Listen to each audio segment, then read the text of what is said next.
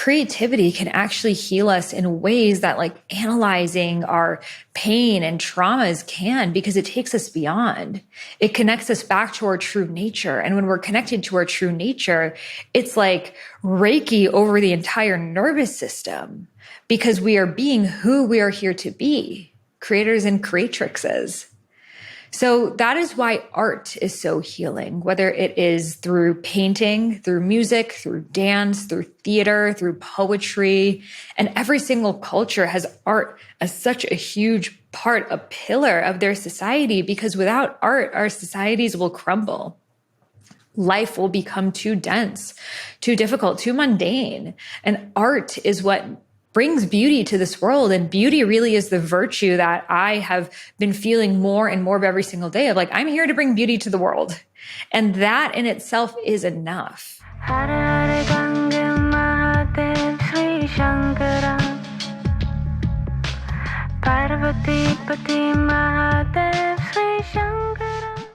Hi, I'm Sahara Rose, and this is the Highest Self Podcast, a place where we discuss what makes you your soul's highest evolvement. I wanted to do a little episode about the things that I'm loving right now, the things that I'm feeling, the things that I'm over, just to bring you along the journey of this life, because I feel like we are all on this really fast-moving trajectory where things are changing so quickly. We are learning more about ourselves, discovering new things that we are stepping into, and letting go of former versions of ourselves. So I wanted to kind of give you an update of where I'm at, what I'm into right now, and what my spiritual journey looks like, because it really has evolved 1,000 times since I've started this podcast 5.5 years ago now. And I love where I'm at. And I feel like so many of us are feeling a lot of the similar waves that I'm feeling in the collective right now. So I wanted to do a little episode and give you guys an update. So the first thing I have really been feeling is that what is beyond healing is creativity. And so much of the spiritual journey at first needs to be focused on healing. You know, we step into spirituality and we realize, oh, wow, like there is a whole other world out there, and I can live a life that is in alignment with my truth. I even have a truth. I even have a purpose. And, you know, there's a lot of deconditioning that needs to happen. And sometimes you get attracted to spirituality first because it feels like life's going to be easier. Like maybe you learned about manifestation or crystals, or you started practicing yoga and you're like, oh my God, I want to be spiritual because I want to be one of those happy people all the time. And then you step into the spiritual journey and you realize, well, the reason why I'm not experiencing joy on a daily or even regular basis is because of these wounds that I have to heal. So then the spiritual journey really becomes the healing journey. And I feel like that's what most of what we see on social media is about. Nervous system healing, ancestral healing, you know, all forms of healing, and lots of episodes on this podcast. And that has been a huge part of my journey as well. However, I think what's missing is to go beyond healing for the sake of healing, but rather seeing creativity as even the highest form of healing. You know, I think back on when we were kids and we didn't really need to like necessarily sit and talk about our problems and dive into our problems. Like, yes, that would have actually been very helpful. And I think that more children need coaches and therapists, et cetera. But by nature, kids don't really want to do that. They heal by painting and making arts and crafts and going outside and doing things that connect them back with their true creative childlike nature. And for some reason, as an adult, we've stopped doing that. So then we're like in these really tough, stressful jobs, working all the time. And then when we're not working, we're working on healing. And then that becomes part of our identity. And it's like, oh my God, now I need to heal this. Now I need to heal that. And the thing is, it's never going to be the end. There's always going to be more to heal, whether it's diving deeper into your relationships, your family, your childhood, your this, like it's really a never ending well. And the beauty of that is that we're never there, but the shadow of that is we can make healing our entire identities and use this guise of I am not healed enough to step into my purpose, to take action, to be joyful, to experience bliss, to insert whatever the thing is that you really want to do. And to me, creativity can actually heal us in ways that like analyzing our pain and traumas can, because it takes us beyond.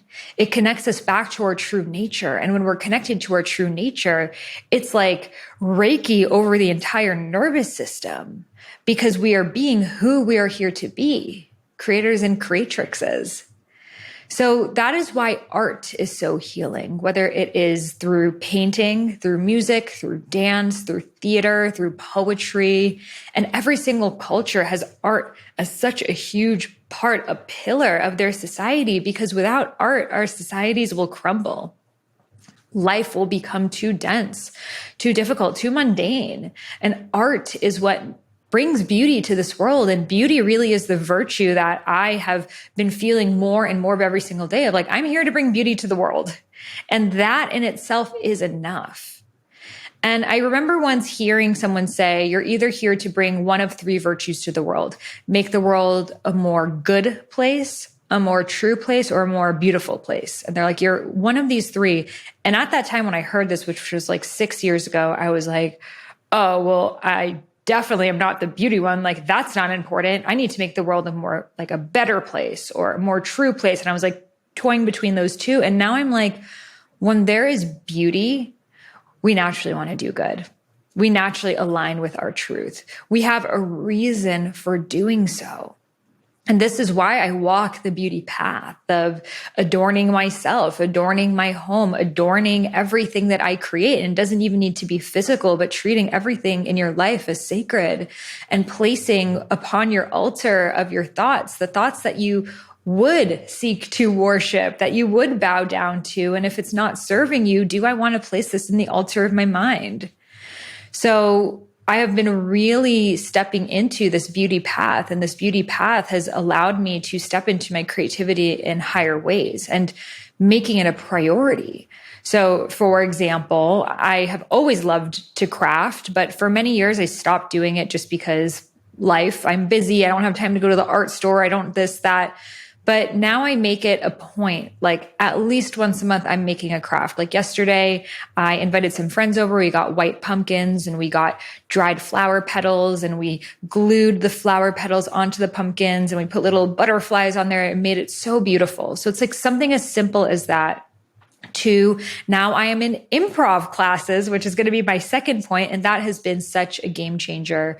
So really this whole point is about, what does it look like to step beyond healing, especially healing for the sake of healing? And how can we use creativity as our form of healing? And how can we seek higher expressions for ourselves as well? How can we make our life our art? And when we can step into this, which doesn't mean your life has to be perfect, doesn't mean you have to do X amount of healing to then be creative, but it's honoring your creativity just as much as you do your healing journey. So that brings me to the next thing I'm really feeling right now, which is improv. So, when I was in high school, I took improv like once, and I loved it. I thought it was funny, but I didn't think I was, good enough to be on the improv crew. And then once again, in my early 20s in Bali, I went to a class, and again, I loved the spontaneity, but I just didn't think I was good enough. But I always wanted to play improv games. And whenever I was somewhere that someone knew I was always asking them questions, and I was like, let's just do it right now. And as a kid, I was very theatrical. I love to make up skits and act and make up scenarios and do different voices and accents and wear costumes. And I'm definitely that person. So a few months ago, I just decided on a whim that I really wanted to go to an improv show. So I went to an improv show, and then at the end of the show, they said, we actually have classes here, and they're 3-month classes, 3 hours a week. And even though it was the middle of the summer, super busy, traveling, all the things, just like I did when I signed up for DJ school, I had so much going on, I decided to sign up for these improv classes. And it has become the highlight of my week, because improv actually is the ultimate embodiment practice. You literally are embodying different archetypes and characters and aspects of yourself, aspects of the whole, aspects of the collective, and not just acting them out, but really asking yourself, why am I this person? And what is this person's backstory? What are their fears? What do they think about before they fall asleep? What do they really want? So then the thing that you're acting out is actually also embodying the words unspoken. And that just allows us to really step into all of these different archetypes within ourselves, whether it's, the inner lazy stoner guy, or whether it's the super hyper vigilant corporate lawyer executive, or whether it's the guy who's been milking cows for 50 years and he's really stressed out because the world is changing so quick and he doesn't know if he's going to be able to hold on. And he doesn't like what these young people are up to and they can't remember tradition. And, all of these people that we have their categorizations in our minds, but we've never embodied them ourselves of oh, why would someone feel this way? Why would they think the way that they do? And then to step into that and let yourself be a channel for it. So improv is also the ultimate channeling practice, because if you just don't know what improv is, you basically are stepping into a scene that you are making up on the spot and the other person is making up on the spot. So neither of you know where it's going. There are no lines. There's no conversation that you have before of hey, this is what we're going to act out. Typically you get a word from the audience and that's just a starting point, and then it can just go anywhere. So you can't prepare. You can't, rehearse your lines. You can't be in your head and over analyzing. And I love that so much. And I've realized that my highest points of joy are always in spontaneous experiences. Why I love DJing is because I can't plan my set. I have to be there, see what people are dancing to, feel their energy, and then I start playing music for them. I'm freestyling the whole time. And it's the same thing in improv. That's why I like it a lot more than acting, reading a monologue or something like that, which again, you have to use your head. Whereas I want to not be in my head at all. I want to be totally in my body, totally in the present moment, connected to the other person, reading their words unspoken, and then playing this game that neither of us knows where it's going to take us. And that's why as children, we loved to make up skits. It was that same spontaneous energy that you didn't know what that person was going to respond as. So you have to say yes and create more and create more and create a world together.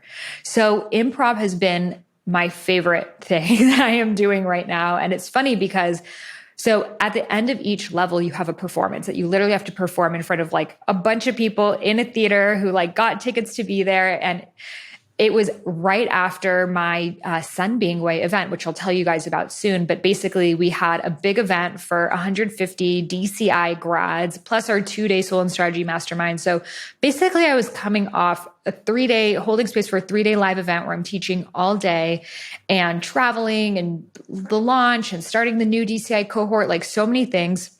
So I was actually going to not go to my improv performance because I was I've been speaking in front of people all the time. I don't really need this practice, whatever.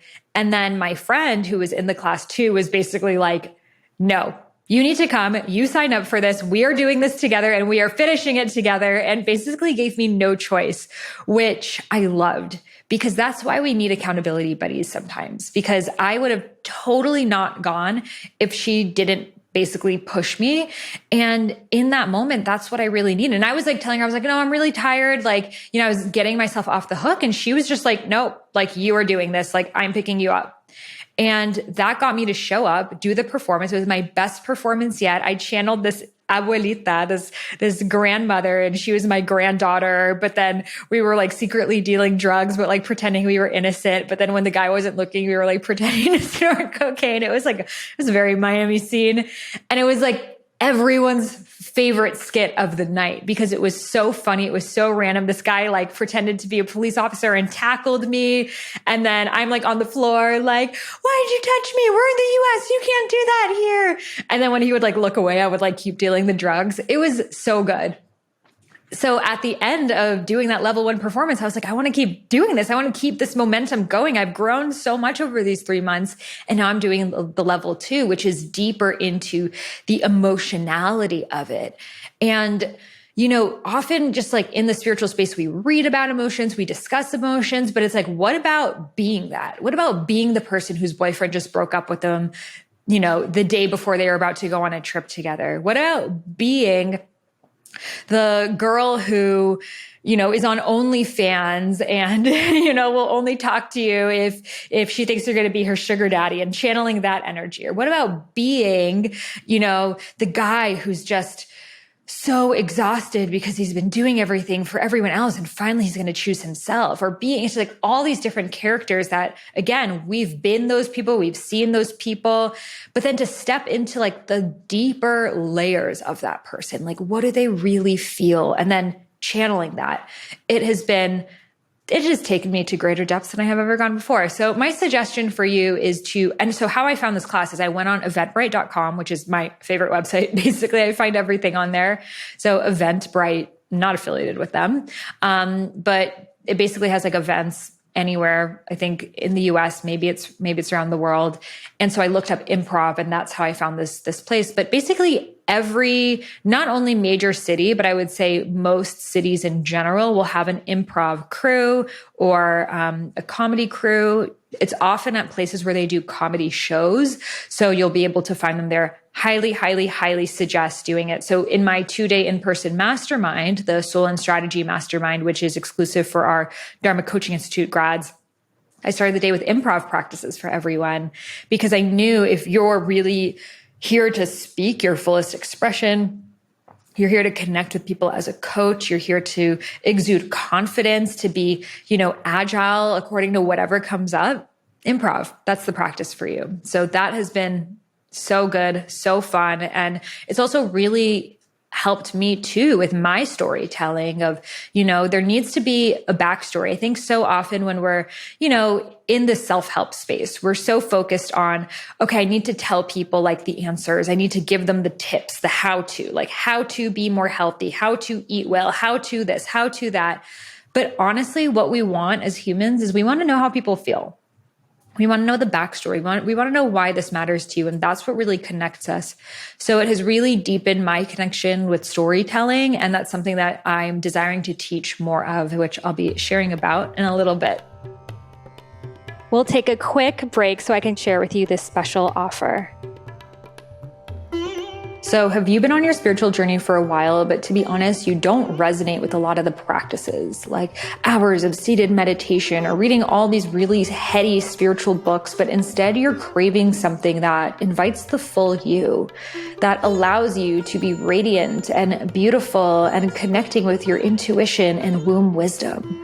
Well, I felt the exact same way on my spiritual journey. I went from spending hours doing really rigid Ashtanga yoga every year, where I actually lost my period for over 2 years and even went into perimenopause in my early 20s, into connecting back with my sacred feminine energy. And this is exactly what I share in my new course, Divine Feminine Embodiment. So this is really about dropping out of the mind and into the body, because the truth is a lot of the spiritual practice that we hear about right now really were created by men for men. And our culture is very masculine as well. It's very focused on productivity and hustle. And if you're ready to go beyond that and reclaiming your ease, your joy, your bliss, your juiciness, your dance, then this course is for you. So I discuss the different art forms of divine feminine wisdom, such as the art of magnetism, the art of embodiment, the art of ritual, and so much more. So this is also a really powerful entry point into stepping into deeper sacred feminine work. I teach you my goddess embodiment practice, my goddess breathwork practice, and much more. So if you're interested and curious to learn more about what's inside, head over to divinefemininecourse.com. Again, that's divinefemininecourse.com. You can find that link in the show notes. This month, the course is over 50% off as our special introductory price. So I highly recommend diving into it right now and beginning your sacred feminine immersion.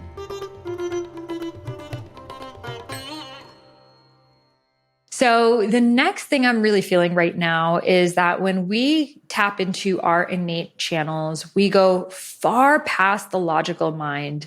And really what that means is that I want to go beyond speaking from a place of knowing what I'm going to say.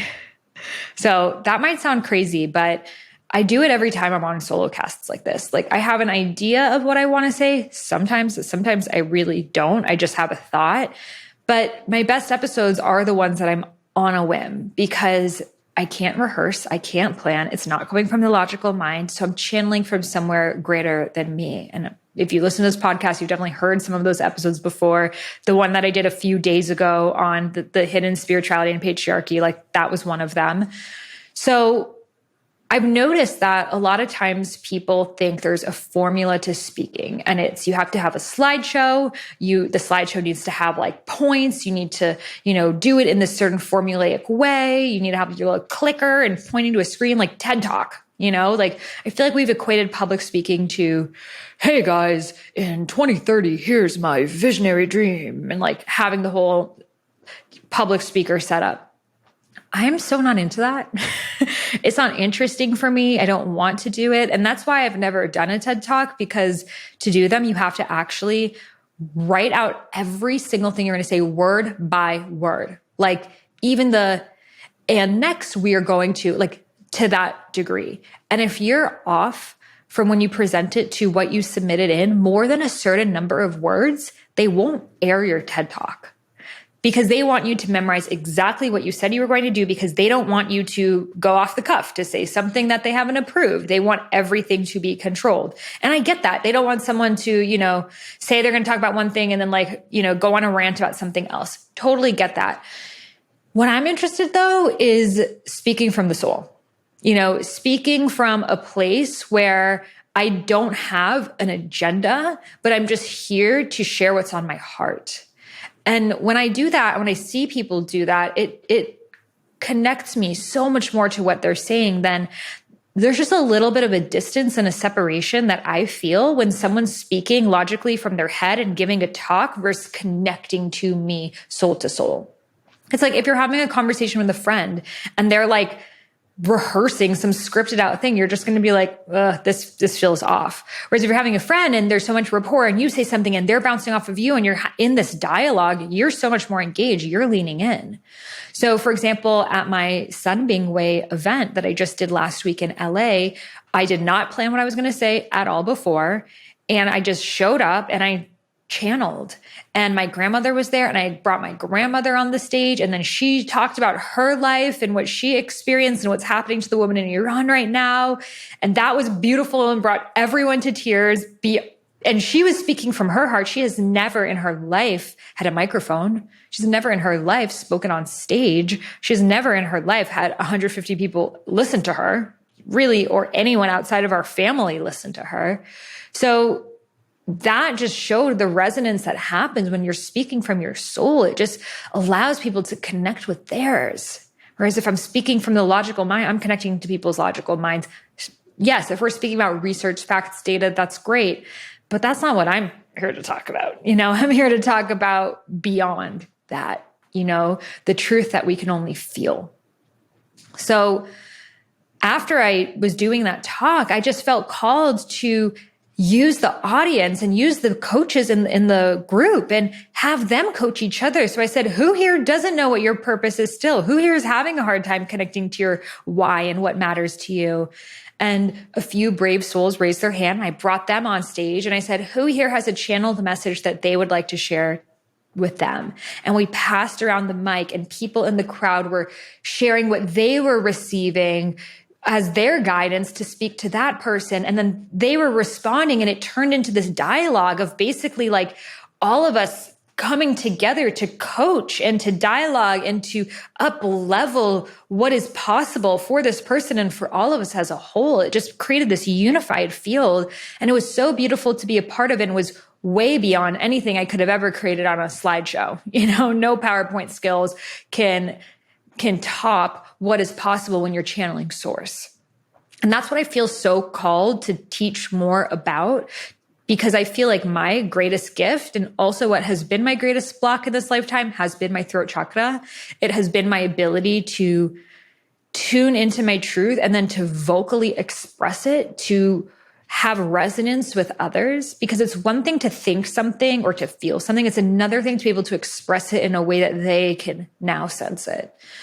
So I feel called, and this is just an idea that I have right now, but I want to teach more about speaking with soul, and then even create a 2-day in-person experience all about connecting with your intuitive channel. So we're together in person for 2 days and you're tuning into your story, your message, what matters to you. We're doing improv games together. You're, gaining more confidence in your intuitive way of channeling the messages that you're here to channel. And then at the end of the 2 days, each person shares and gives a talk, not in the traditional sense, but comes up on that stage and channels source and delivers the message that they are here to channel. So that message came through last week that I need to create this experience. So let me know if you would be interested in it. It's right now a complete idea, but I feel like so many of us, we are feeling called to speak in just a higher vibrational way than like the public speaking space has right now. And we just probably haven't practiced before. It's hard to know, exactly what you're going to say when you're alone at home and you're not getting feedback from other people. So to be in a field where we can be giving each other feedback, where you can practice being in front of a bunch of people and connecting to your channel, that happens then. Because to be honest, it's easier sometimes to channel when you're in front of people than you are by yourself. Because when you're by yourself, you get distracted, you have your phone, you're in your head, mostly it's the distraction piece of like your mind just will wander somewhere else. Whereas when you're in front of people and all eyes and all ears are on you, something larger than life comes through and you just have to feel it, to believe it. And some people are like, oh my God, well, that would never work for me. I'm not a good speaker. It's my biggest fear. And I feel you, like public speaking is the number one fear in the world, more than like a lot of actually deathly things. Think about all the deathly things there are in the world, like spiders and car crashes and plane crashes.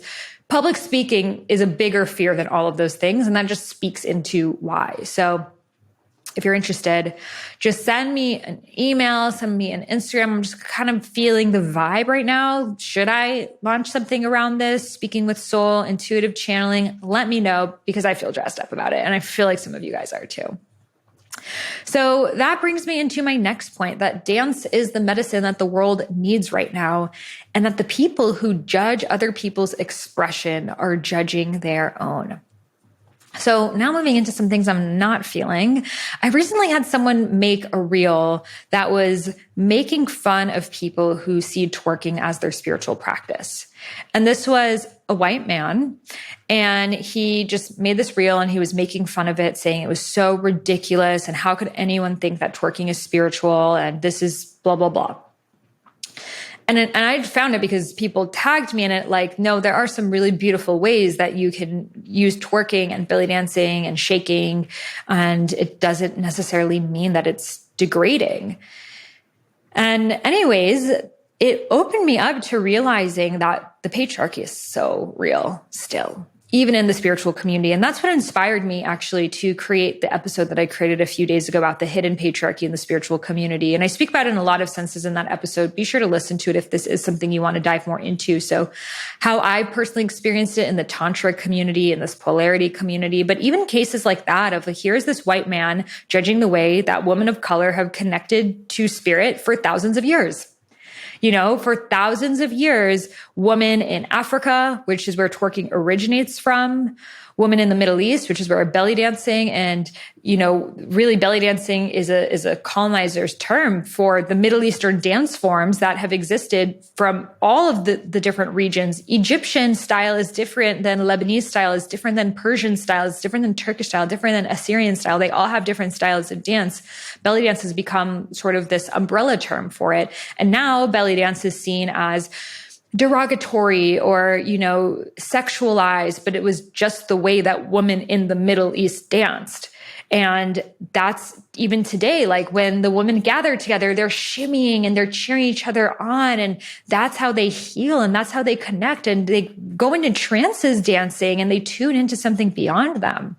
Even the origins of twerking, you can trace it back to different African dances, such as from Cameroon and the Congo, and even different Somalian dance forms. And you can see that these dance forms were done for birthing rites. So when women were giving birth, they would do twerking movements because it would help the baby be released from the body in a really easeful way. And now we're finding with Western medical science that lying on your back is not actually the optimal way to birth a baby because it blocks your spine and your hips from opening in the way that they are here to. And practicing twerking, shimmying, undulations, all these different movements helps open up your hips and preparing you for childbirth.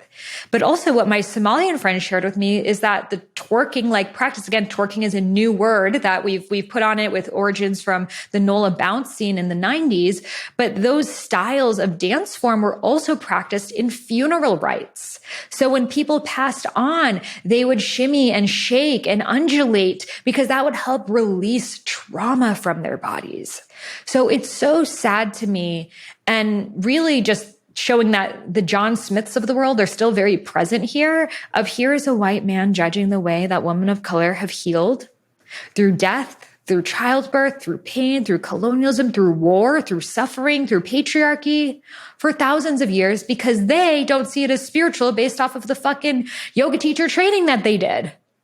Like, please, I could get really mad about this and this is not going to be that episode, but it just shows how the patriarchy can be deeply hidden in spirituality. And, this person probably just has never really talked to women of color, has never dove into spiritual practice outside of their own, thinks spirituality is simply a non-dual, seated meditation where you go beyond the body and go beyond desires and have no attachment to this material plane. And again, that's one version of it.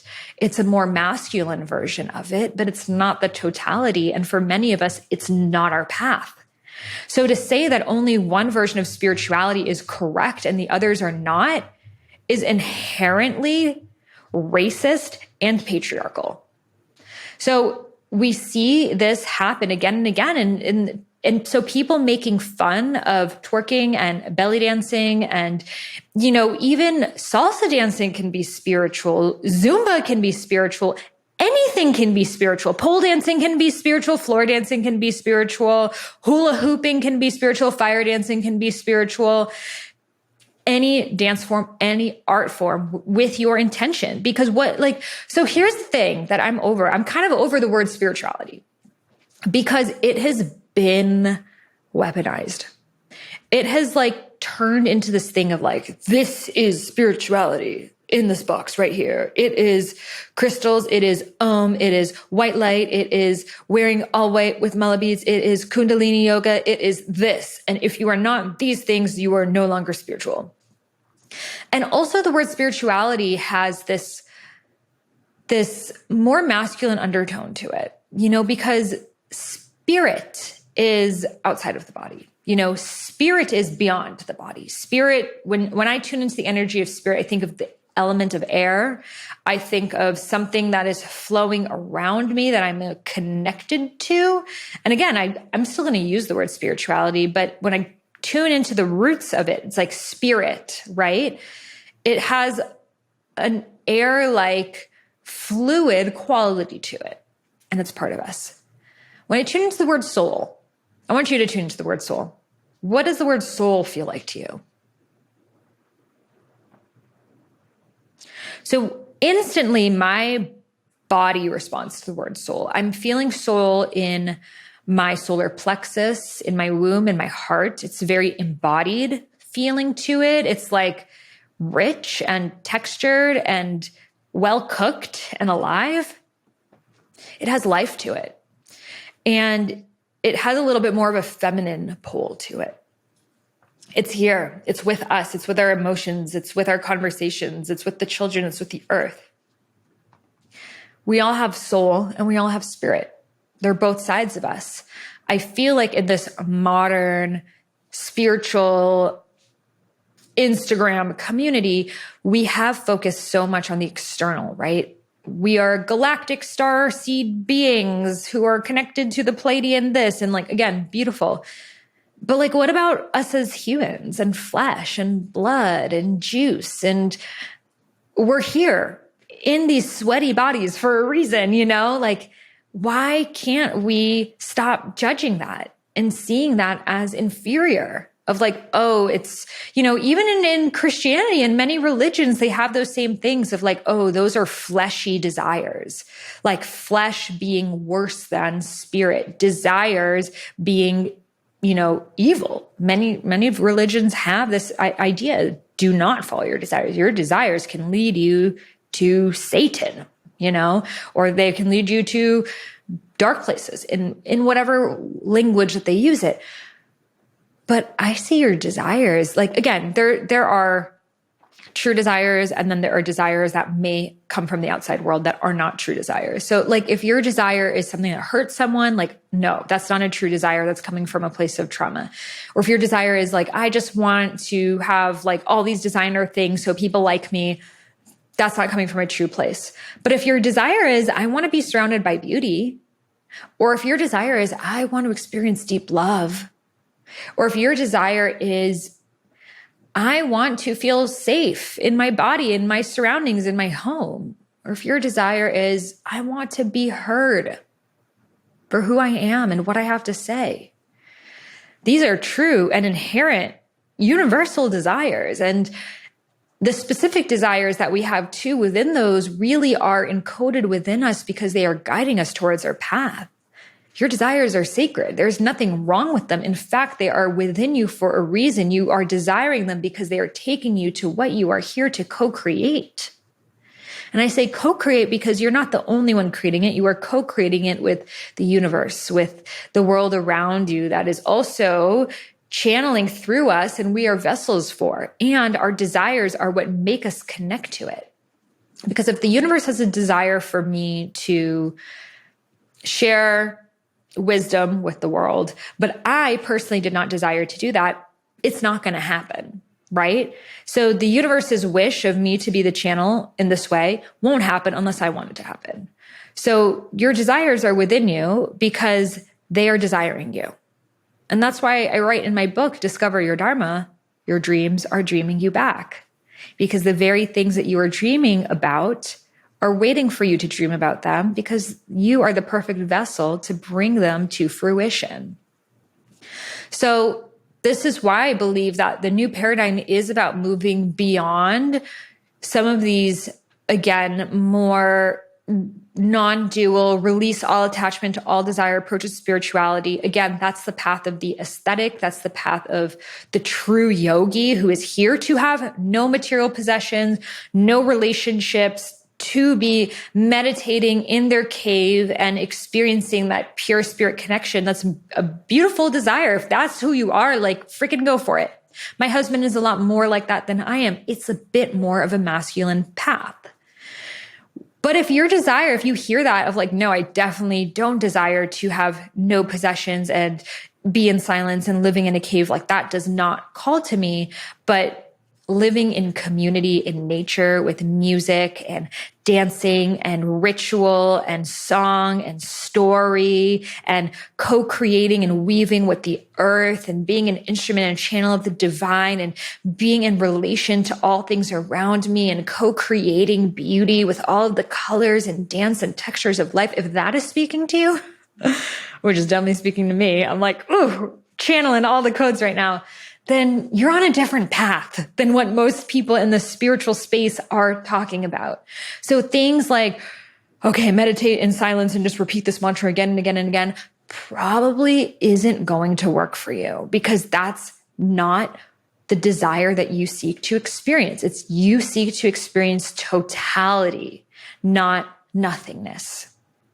Two ends of the same coin. And sometimes we need to experience the other two. Like I've done transcendental meditation training and many different trainings, but I honor my core of who I am, which is Shakti, which is the divine, sacred, feminine energy that wants to dance with all life. And that is just as sacred as the masculine path, which takes me back to let's honor it as such and not see it as inferior because that in itself is the patriarchy. Boom.